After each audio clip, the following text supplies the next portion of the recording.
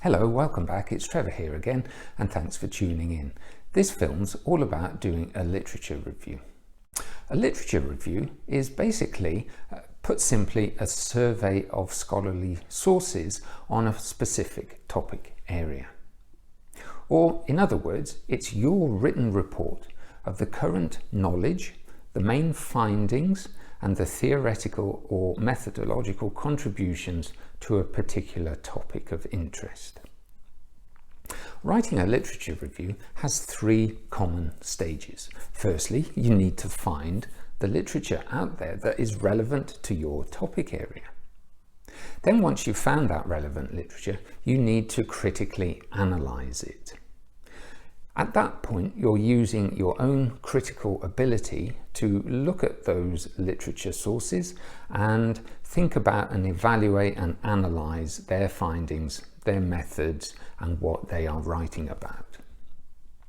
Once you've done that, the final stage is to explain what you've found and add any insights that you can add once you've read that body of literature. That is the added value that you add to your work. So in more detail, there are 5 steps to doing a literature review. The first one is to search for relevant literature, relevant articles, relevant published items. So this could be a whole range of things, from scientific journal papers, technical reports, blogs and websites from credible sources. It could be TV or radio shows that you listen to and you think, yep, that is giving me some added insight here. Newspaper articles, anything that you think is from a credible source and adds value and helps you provide some insight to your topic area.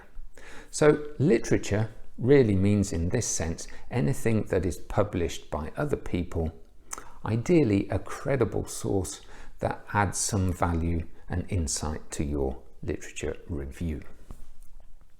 So to help you search for those relevant literature, then you need to develop search terms. So automatically we tend to switch to the world's favorite search engine, Google. But if you think about it, you're still thinking, what search terms do I need to type into the box to help me search Google to find relevant items?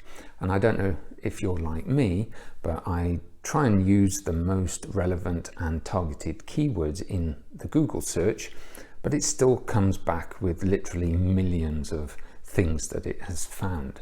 And that is quite overwhelming, because there's no way I can read millions of things, of articles and literature to develop my literature reviews. So you need to be a bit more focused and a bit more savvy in doing your literature searching. So be very careful and work at developing really focused, really targeted search terms. That's the main important thing here.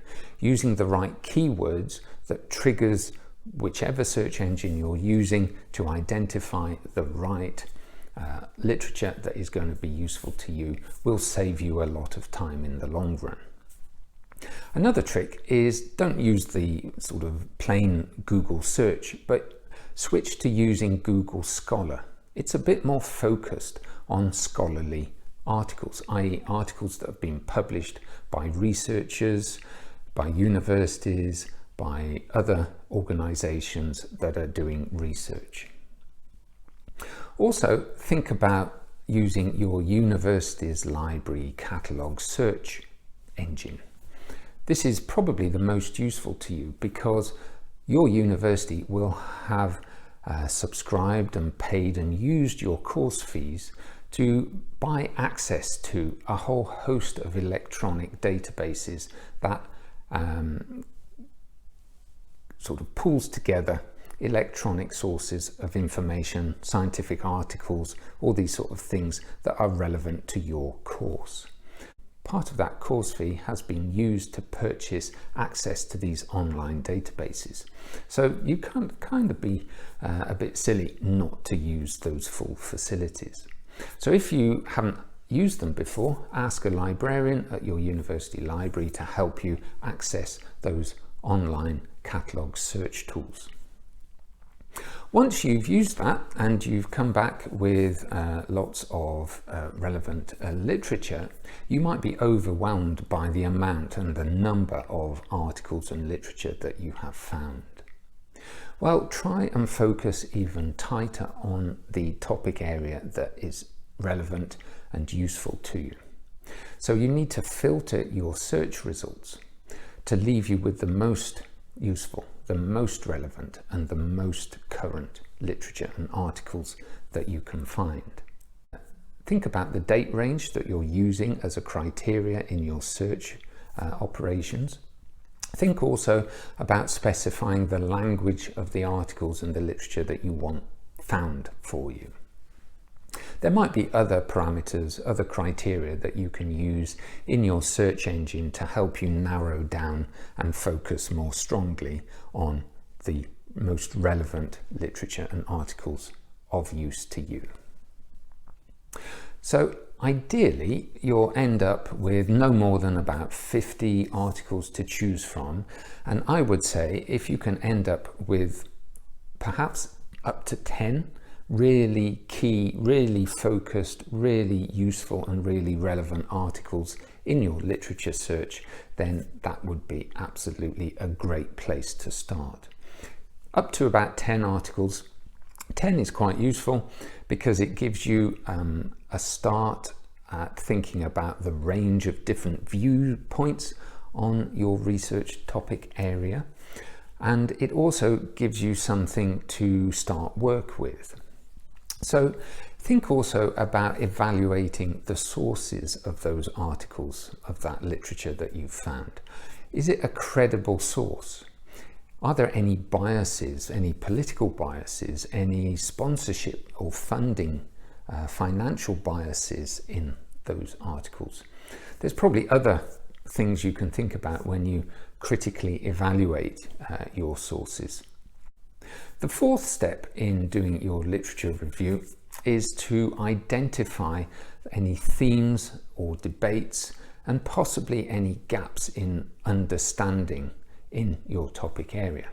After you've read your 10 or so articles that are really relevant and useful to your topic area, then it might be fairly easy to identify those themes and those gaps in understanding where you think, these authors in this paper over here that I've read have actually told me at the end of the paper more research is needed in this subtopic area that perhaps you'd never thought about yourself.